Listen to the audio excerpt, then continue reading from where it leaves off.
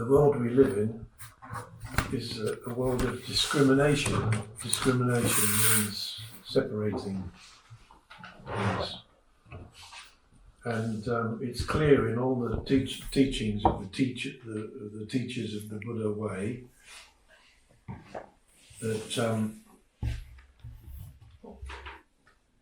the state that they most value is the state where we don't discriminate. And discrimination is a label. So we can say the state where we don't think. And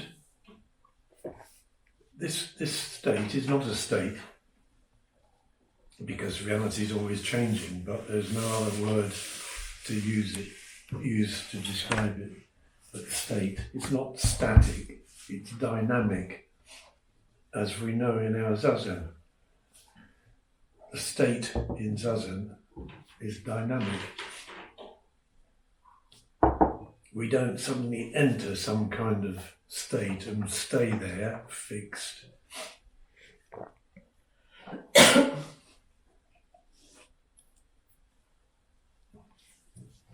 But that state in Zazen is what all the writings about. All the writings of the teachers of the past are about that state. And over the years, hundreds of years, thousands of years, people have described that state with lots of different words. So then we've got lots of different words all attempting to describe the essential thing that the teachers are talking about. So what I always want to say is all those labels, all those words pointing to the same thing. I don't mean that the labels in the world are all pointing to the same thing. You know, coffee is not the same as water. The word is not the same, but the thing itself is not the same. But in the case of the Buddha's teachings, these words or labels aren't talking about the same thing. However, because of our great intellectual skill, we see the words and mistake the words for the thing. And one good example is the word emptiness in English. Emptiness in English, in the Zen tradition, comes from the word ku in Japanese. In Japanese and Chinese, the character for ku is the same character as the character for sky, empty space. And the word ku, character ku, comes from the Sanskrit shunyata. And shunya is empty. It's an adjective. And shunyata is an abstract noun. So shunya, shunyata. Shunya, empty. Shunyata, emptiness. And as with Sanskrit, so with lots of European languages, we create abstract nouns and then we think that abstract noun points to some abstract thing, entity. So what is emptiness?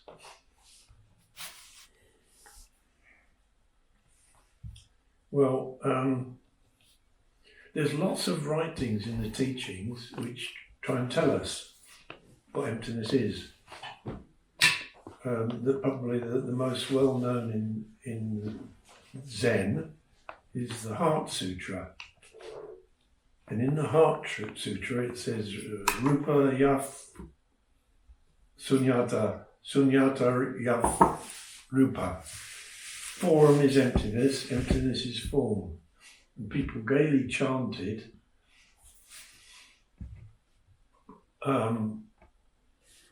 and have their own understanding of it, without realizing that the Heart Sutra, the Japanese chant, is only the middle part of the whole sutra.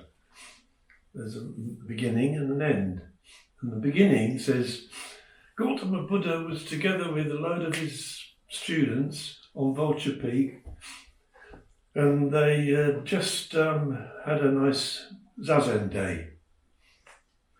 And after the Zazen day, they're all sitting around, and the Buddha says to Shariputra, who's his main man,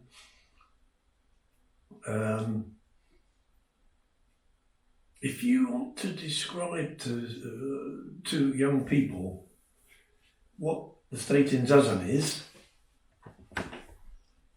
what would you say? And Shariputra says, all the stuff that's in the Heart Sutra. Form is emptiness, emptiness is form. There aren't any eyes, ears, nose, mouths, there's no this, there's no that, nothing, sounds like nothing exists. But of course, doesn't mean nothing exists. And that's why Shariputra says, form is empty, empty is form. Then turning it round emphasizes it. So when you say something's empty, doesn't mean it doesn't exist. The form is there and it's empty. So we've got two conflicting things. We've got a discriminative view of the world and a non-discriminative view of the world. And they're both the same thing. So, the Sutra goes on to explain how everything is empty, and then at the end, the Buddha says to Shariputra, well done, that's great. That's a really nice description of the state in Zazen, which is beyond thinking and beyond feeling.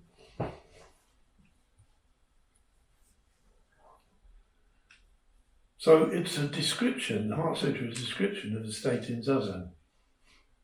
So emptiness in the Heart Sutra, shunyata, or ku, shiki sokuze, ku sokuze, siki, is talking about the state in Zazen.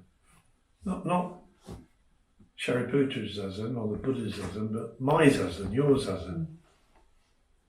So when I think about what's the meaning of emptiness, it just means the state in Zazen. Okay. What's the name of the Heart Sutra? Hanya Haramita. In Sanskrit, Prajna Paramita, Maha Prajna Paramita Sutra.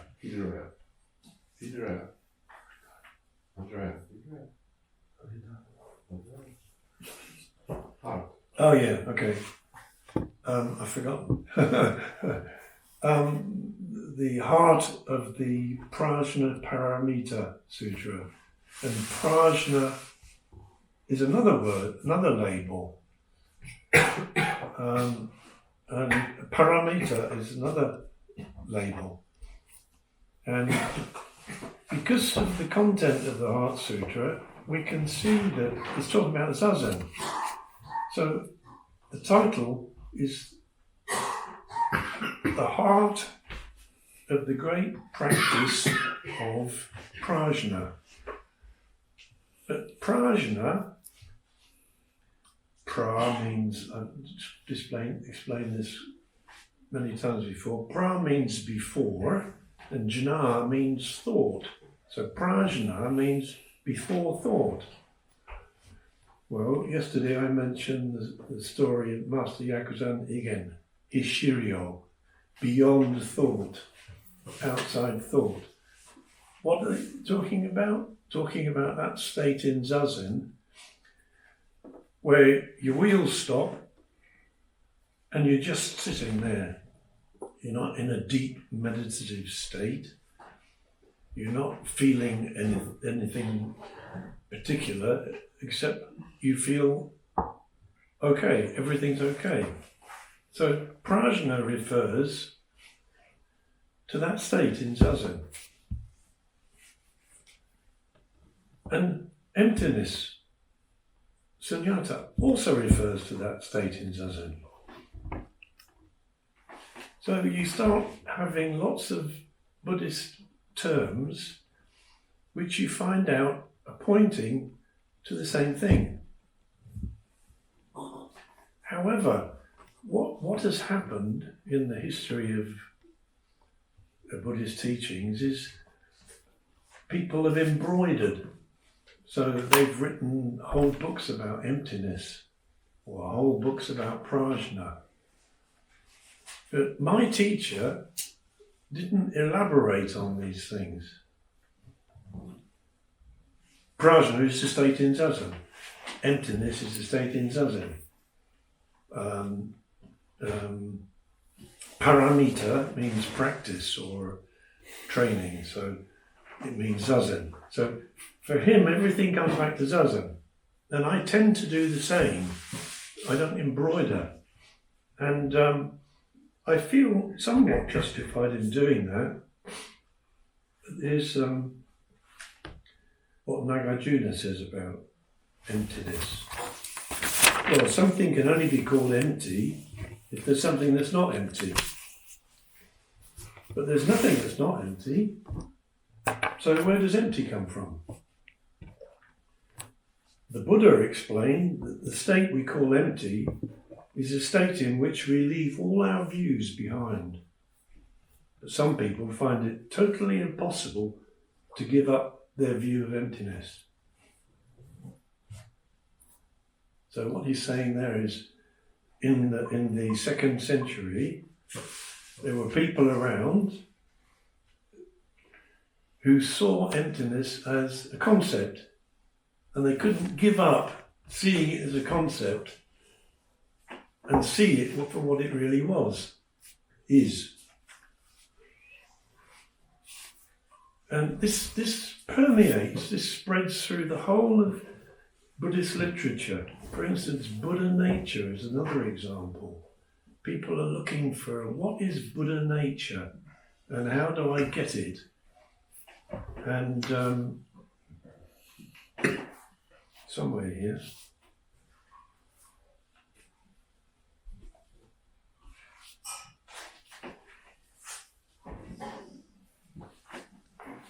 This is Dogen. The truth of the Buddha nature is that we are not equipped with the Buddha nature before we realize the state of Buddha.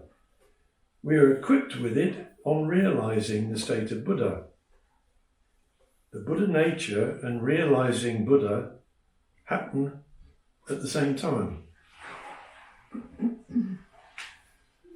So, for Dogen, the state of Buddha means awakened or woken up, is very clearly the state of we sit in zazen when we're not thinking. So if you go through all the teachings in this way, you find that actually many concepts which there are huge commentaries written about them, but if you look at, the only people I know is Dogen and Nagarjuna, if you look at what they say, the meanings all collapse down. It's all about zazen. That's and my teacher was the same. Everything's about zazen. Which sounds a bit weird, especially if you like scholarship. You like study, reading, thinking, understanding the parts, then it's a bit disappointing to say, it all means this. And maybe even unbelievable. No, I want to embroider it and compare, do you get emptiness before you get Buddha nature, or Is prajna something that comes with Buddha nature, or does it come with it? You know, this is what's happened in Buddhism. And so we've got this vast, Dogen calls it flowers in the sky. And it's part of human nature to create the flowers in the sky. At the same time, they're flowers in the sky. And maybe from my teacher, who was very straightforward, I sometimes feel that what I'm saying is too straightforward. There's no meat there. Oh yeah, it's all the same thing. Okay, what we've got to do, just go and sit zazen. Is that all? Well, a bit boring, isn't it, really?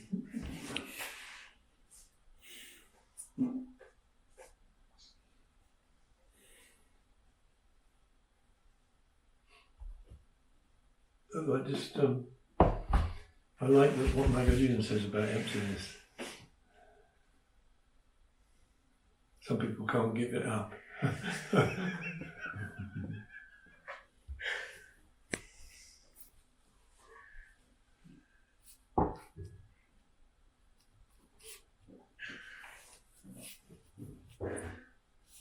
We were talking about being no right and wrong yesterday, and I found my teacher talking about it in 1985. So I thought you might like to hear it. Yes. If I can find it. Not doing wrong. It's about 10 minutes, about 9 minutes or so.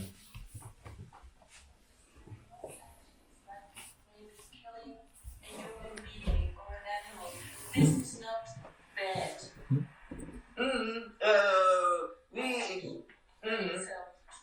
So human beings have ability to do wrong intentionally. When we are natural, when we are balanced, we can never do anything wrong. But at the same time, human beings have excellent ability to do wrong. This is the situation. And also, we don't do the right thing. And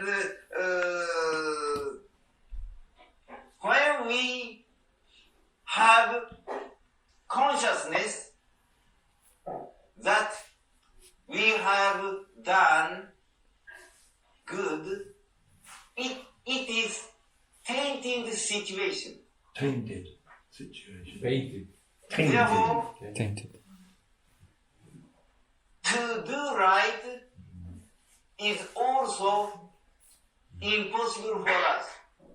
We are doing our conduct in day-to-day life, and those conducts are not right and wrong. But many people think that this is right, this is wrong. And that distinguishing attitude is denied in Buddhism. In our day-to-day life, we are doing something which cannot be called right or wrong.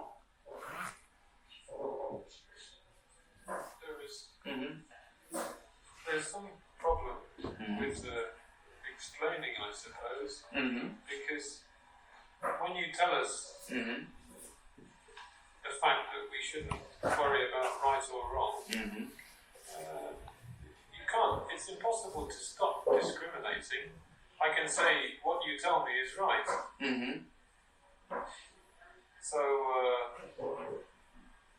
what is the essential fact? Is it not to worry? Is that the essential fact, or is the content of right or the content of wrong? is fact in your brain. Fact in your brain. Yes. So I can't ignore it.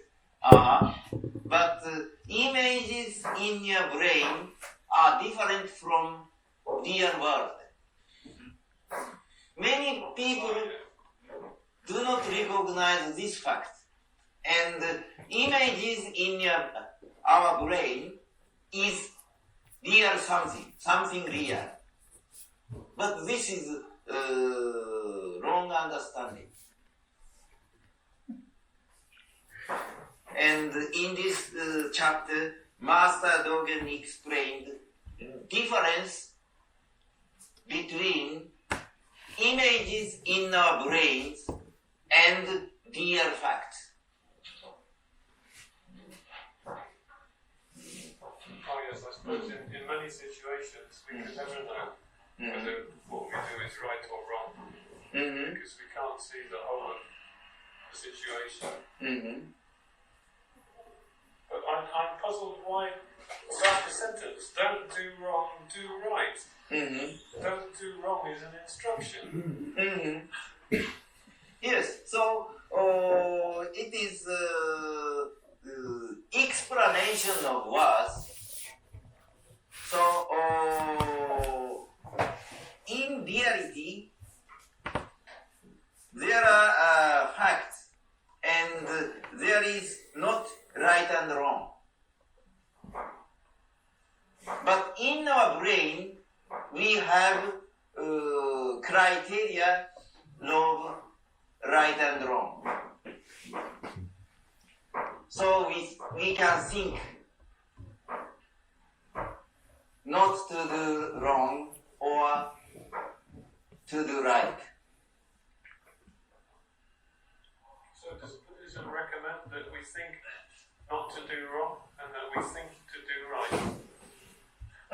So we should recognize real situation which is different from images or in our brains. And what should we do with the images in our brains?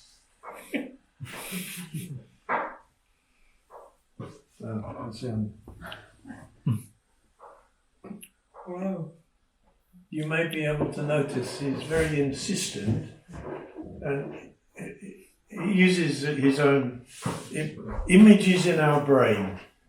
He means what we think about. And he was always saying, the real fact is different to the images in our brain. On and on and on. So his teaching is very direct. So is it true that in this view, the Bodhisattva vows, save all the beings, follow the Buddha path, and it just goes again to the same thing. Be balanced, and the practical way for us is Zazen, and be balanced in life. Yes. So it's very. His teachings are very simple. So we never chanted the Bodhisattva vows, but if somebody would ask him to chant them, he would chant them. But he didn't see them anything more than images in our brain. For him, practicing balance, which for him is Zazen, not only Zazen, but Zazen is the simplest, essential way to practice balance, brings us into the real world. Everything else is images in our brain. So, I'm puzzled, or I see a contradiction. Everything is so simple that can be written on one A4 page that we still need 5 hours talk each session about it. Yeah. So it's very simple, but we need lots of talking. Yeah. Well, we could stop the talks. I was thinking actually to stop giving talks at the end of this year because I don't really have anything to say. I feel I should say something.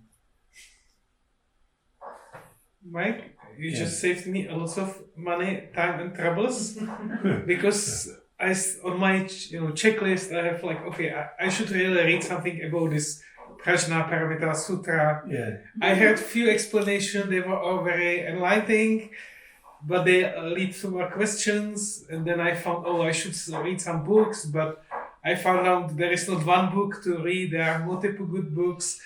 And I would have to read, and you just explain it in a few minutes the way I feel like. For me, not for the scholarship, but for what I need to understand.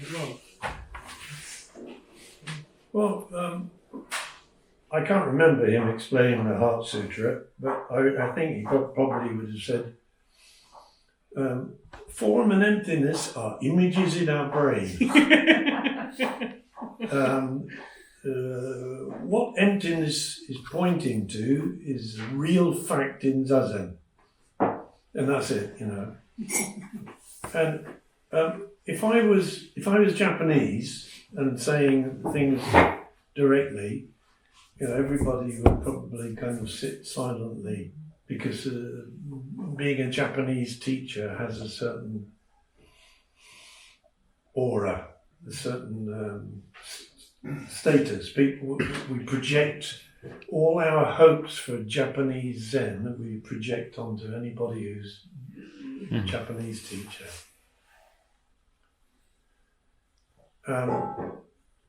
But I learned that direct way from my teacher.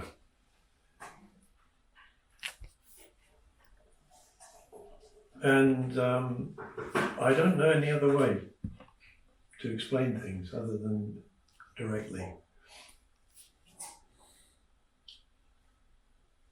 So, what should we do instead of having talks? We could do silent walking meditation around the area. Can I have another question? Yeah. Yesterday there was a question from Stepan about effort, and you said that if I remember and understand it correctly, that there is no point in really doing something like an effort. So things come by itself. Could you develop this idea a little more?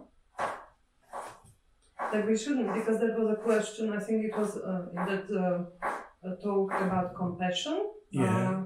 And Stefan, I think if I understood you correctly, tried to say that he is trying to be more compassionate, therefore he puts efforts. I do too, yes? And therefore it would be interesting to hear from you whether efforts do you make sense or not.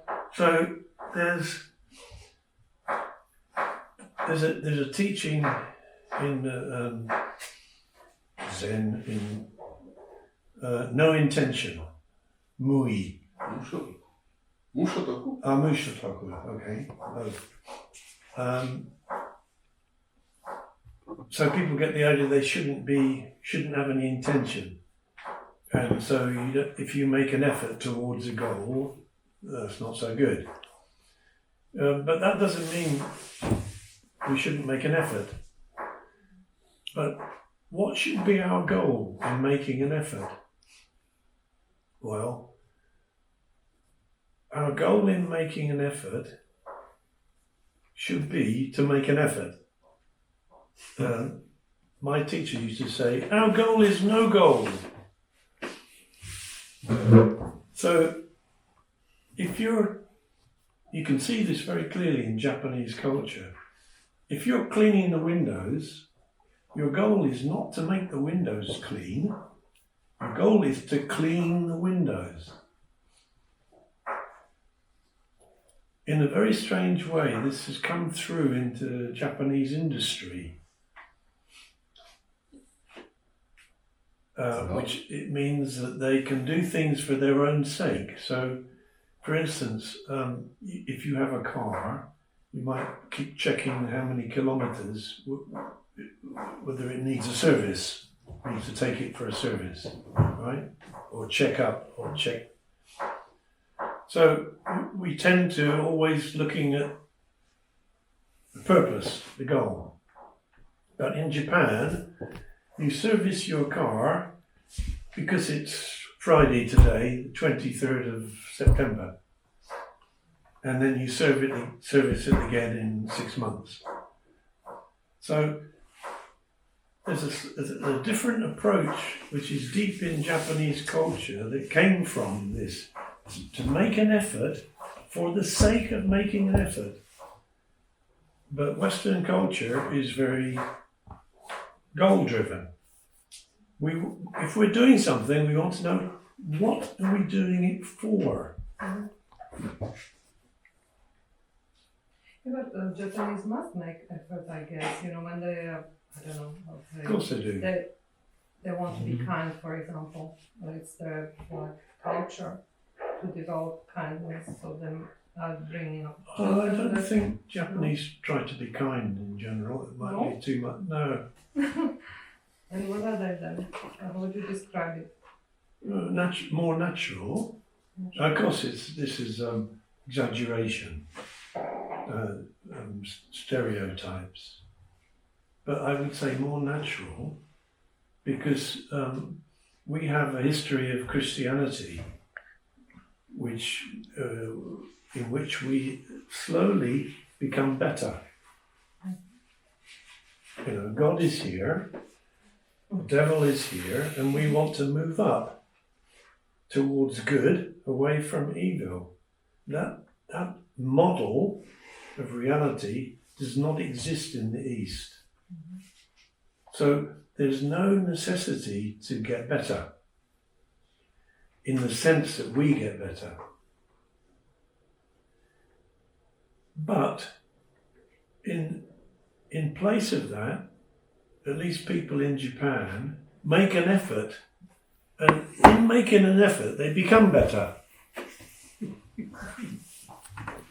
So if you give up trying to get better, you may get better. If you try and get better, you may not get better. It's a bit of a contradiction, but it may be true. So, to become natural or balanced, as Nishijima Roshi says, to become natural, to find your Buddha nature, to become Buddha, to return to your original state, to find the face before your mother and father were born, there's hundreds of ways, is to be natural. To return to being natural will make you the best you can be. But to return to being natural, we have to give up trying to be somebody who we are not. But what do you mean by natural? That's another label that I don't understand. Because the animals are natural, so monkeys or these very primitive tribes are very natural. Yeah. And I don't think we want the people here want to do that. No, well, I didn't say become like a monkey. I said become natural. So even to use the word natural to human beings is strange, isn't it? Well, in terms of saying that Japanese are natural, I think that I would never say, you know. No, giving examples of how the Japanese are different is a bit misleading, because Japanese culture is very Western, and people, any example which I give, you can find an opposite example. But there's a kind of tendency in Europe, Christendom, deep in us, to want to be right, to want to be good, to want to improve ourselves, become better. That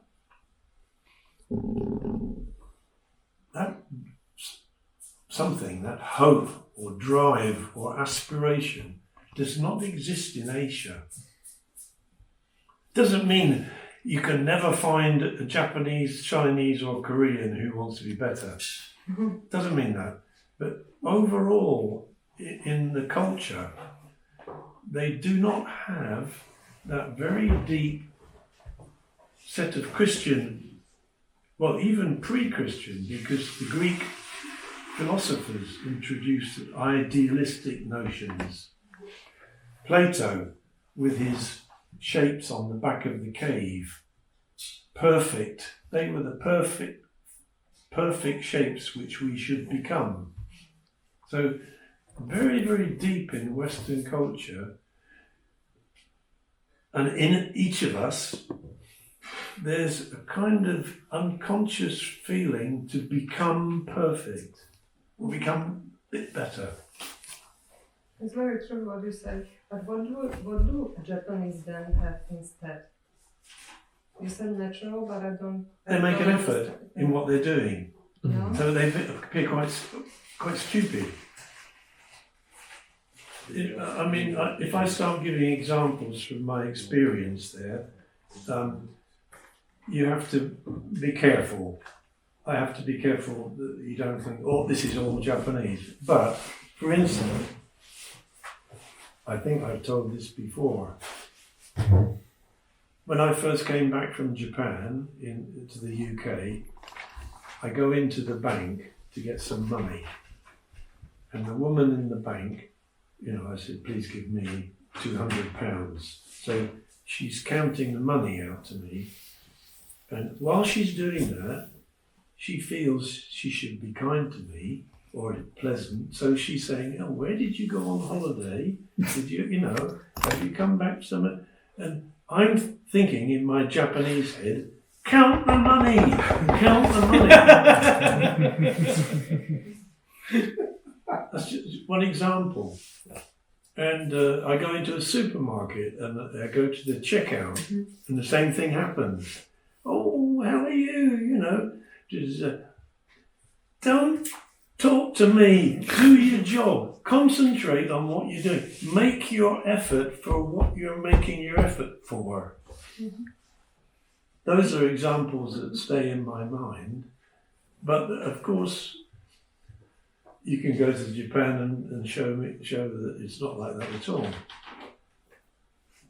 But it comes from the original teachings that effort is for its own sake. Dogen writes, there's a chapter in the Shobogenzo about washing. What's the name of the chapter? Senjo.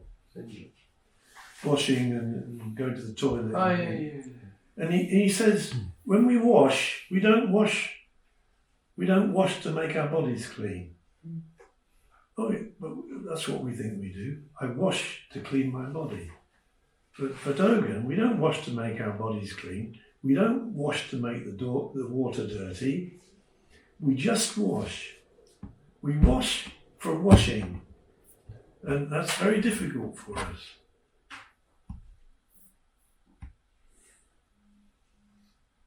Very difficult. And of course we can't do it, but we can notice that's a way to do things. I mean, you could, there's lots of stories in Zen about, cutting the carrots. To be more present in the washing, we forget that we are washing ourselves. Yeah. Get lost in this. Yeah. Somehow we are in contact with ourselves then. Yeah. Very near to each. Yes. Me. Yes. But we are always thinking, I should there. Yes. Yes. So we can make washing, cleaning our teeth, having breakfast into rituals. Real Buddha rituals. Not the kind of ones that you dress up for in a dojo, which of course they might be very helpful. But the real rituals are in our daily life, when we do things for their own sake. So if you can do it at home, in your daily life, I was just going to say that might be better, but I can't say better, can I?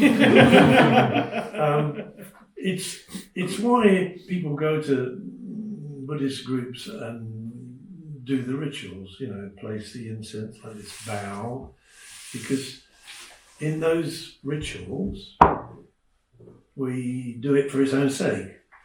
You don't bow because Christians bow to, praise God or something like that, or some kind of spiritual feeling. When we bow in the dojo, it's just to bow. It's not paying homage to Buddha. The Buddha's not there. It's a wooden statue. What we can say we bow to ourselves, but we also bow to others. So we bow to both ourselves and others. But we can make those rituals part of our life. They are already, if instead of thinking, got to be out of here in 10 minutes, just clean your teeth. But it's very difficult for us. The pressures of society and daily life are almost too much. So we can escape to a retreat or to, our local dojo or whatever, and do it just for its own sake in there. But really, it would be nice to take the walls of the temple down and do it everywhere. So in this context, I think, Mike, you should continue giving talks for the sake of giving talks.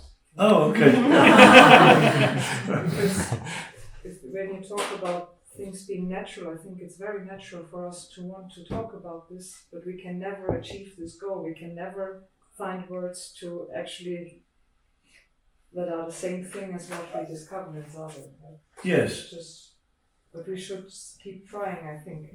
And okay. Keep trying. For the sake of doing it. Yes. And never giving up. Yeah, well, I suppose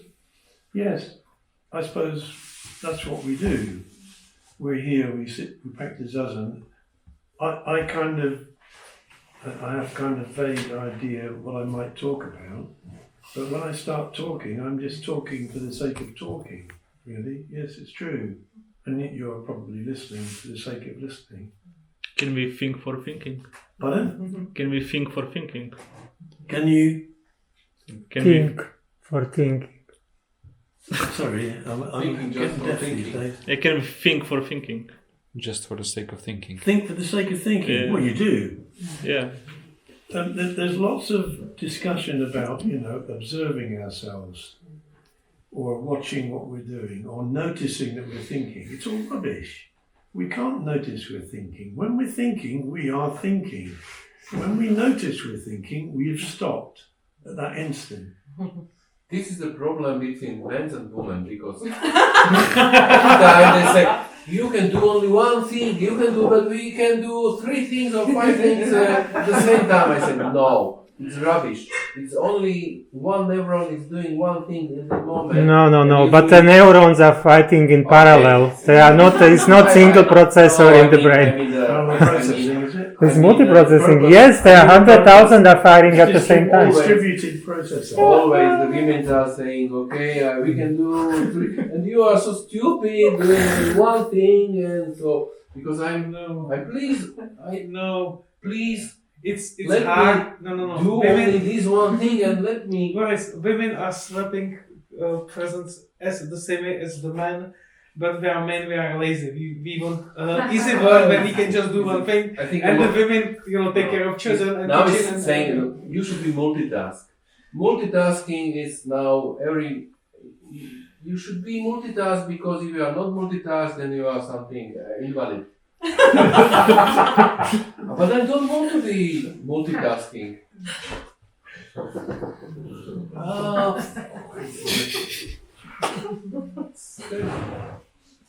He's still in the middle of his training. Another 10 years and she will have you trained properly. I feel in my brain and I didn't get. You're in the middle of the training process. So after 10 years, Christina will have you trained. But he will change the woman in between. So you're thinking like this. no, I want to do my thing. Okay, yeah. So you have to wait. So the training is finished. No, it's horrible training, isn't it? Mike, you said you are thinking to stop giving talks. Yeah. Could you say a little more about it? Because More about the not talking. I don't mean. It's just for us. At least for me, and I think I see other faces. We see big value into you talking to us. But if I heard correctly, you are saying it will be natural for you to stop giving the talks. So Well, it will be unfortunate. I think so, yeah. For a long time, I had the feeling I've got nothing to say. That's the feeling. When I open my mouth, sometimes I do have something to say. But, leading up to a retreat, I had a retreat in England, and I've got another one coming up at the end of May. So I feel, I haven't got anything to say. So that feeling is becoming more common for me. So I thought, well, if I haven't got anything to say, it's better not to say anything. Well, I don't know why I'm giving talks this time without too much hassle. But I don't know, maybe I've stored up my talk energy for a bit. I don't know. Or maybe I bang my head and help. But please, it's of course your freedom, but please, it would be great if we at least answer the questions, because it's really... Yeah, I always answer people's questions, yeah. Yeah. But you see, this is one thing. I don't know what any of you understand of what I say, and I will never know. Yeah. It's impossible. But I have a feeling that maybe something you understand or you don't understand, or where's that feeling? Well, I don't know. Just, but I never know. So I give a talk, I never know, did people like it, or they didn't like it, or they understood it, or they didn't understand it. It's like throwing something into space. I don't know where it's gone. Not even when we ask?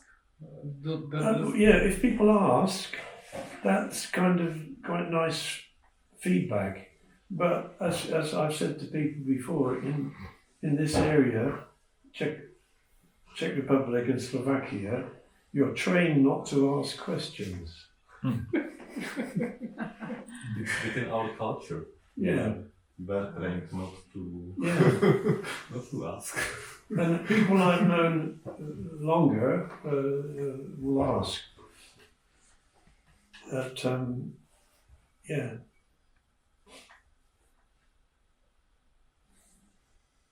Well, you know, because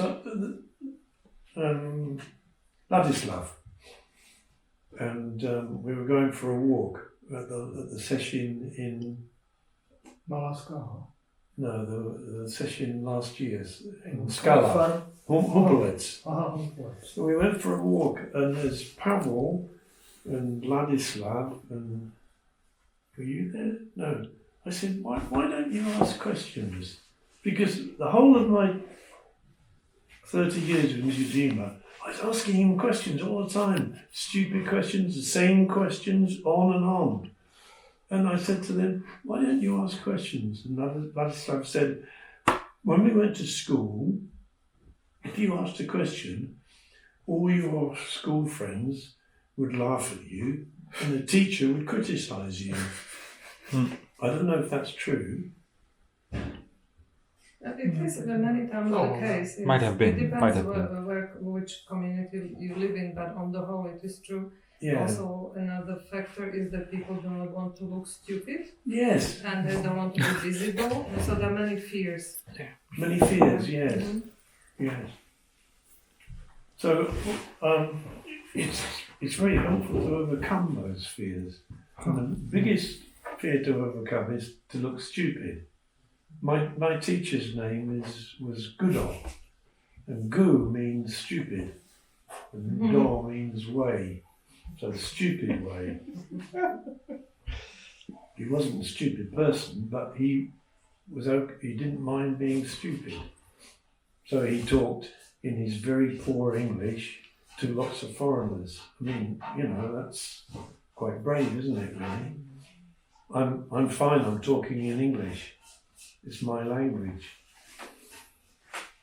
Let's give you an example from a company environment, that people do not ask questions neither in the company environment, but if you give them a tool to ask during the meeting anonymously, then they ask questions. That's what I wanted. They like questions. Okay, and so on. that's in the company. Because they are not visible. They ask anonymously, Right, John.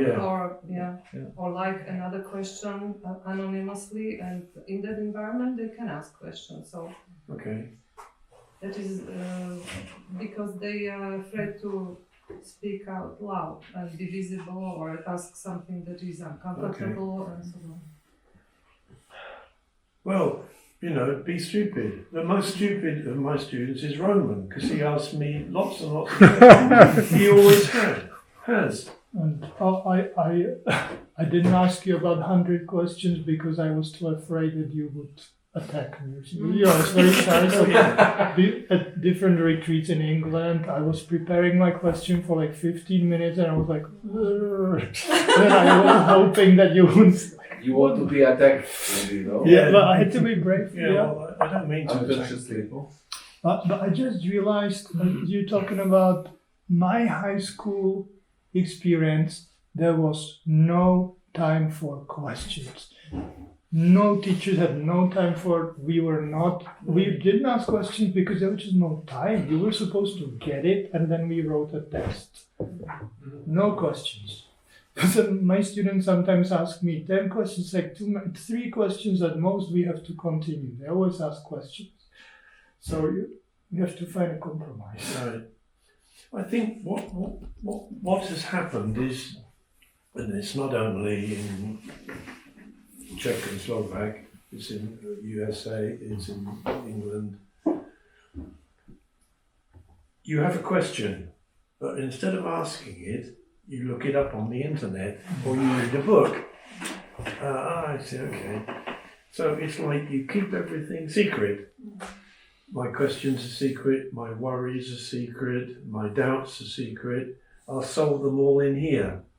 And so I take a bit from this book, a bit from that video, and I make my own private system. That's,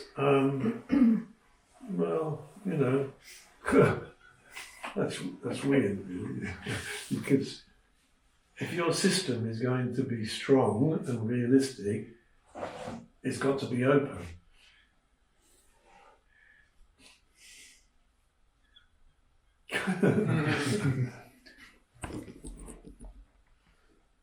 So in England, people would ask many more questions than us? Pardon? In England, people would ask many more questions than us? Yeah. Yes?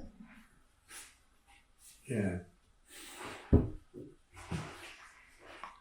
And would you admit that they tend to ask more intellectual? I noticed maybe intellectual questions. Yes, that's true. Things I didn't understand the questions because they. Different people, different questions. Some people are very practical, pragmatic, and other people, it's a very intellectual, abstract kind of question. Yeah, all kinds. But I think maybe it's easier for people in England to ask questions. Our cultures wasn't suppressed so much. Well, how are your students? Do they ask you questions? Less than I want. So I don't have any experience of Slovakia or Czech Republic, but still, I mean, it may be that I get more questions, but still not enough. Not enough. You want more? Yeah, me too. The main reason is because often I find that when a student asks a question, the other students kind of breathe a sigh of relief because they think, yes, I had exactly that question. And actually it can be kind of almost an act of compassion to have the bravery to ask the question because it's a benefit to the rest of the class. So there we are. Ask a question and be compassionate. This is a very important point. It's very useful to listen to other people's questions. It's very good, leads to very good. It's also very good, not just asking questions, but listen, to questions.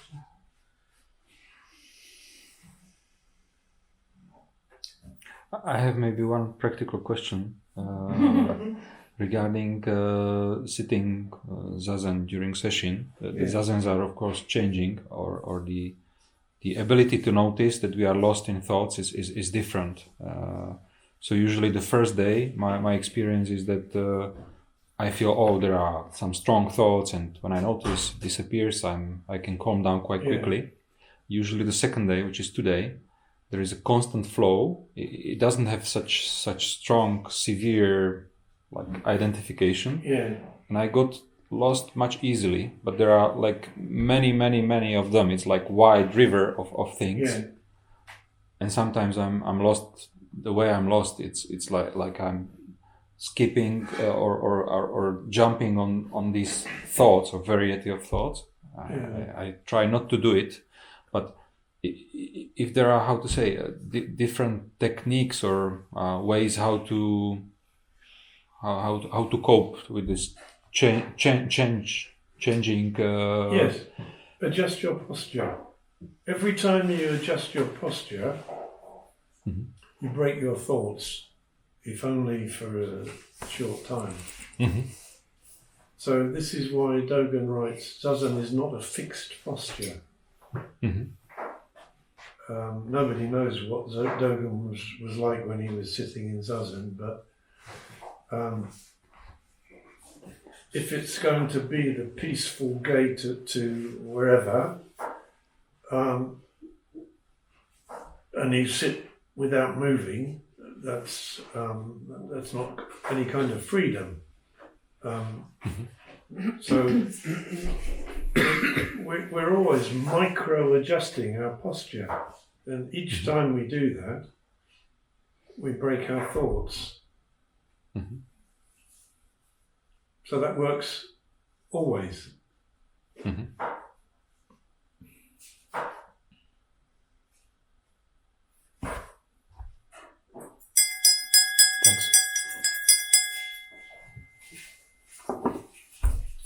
Thank you.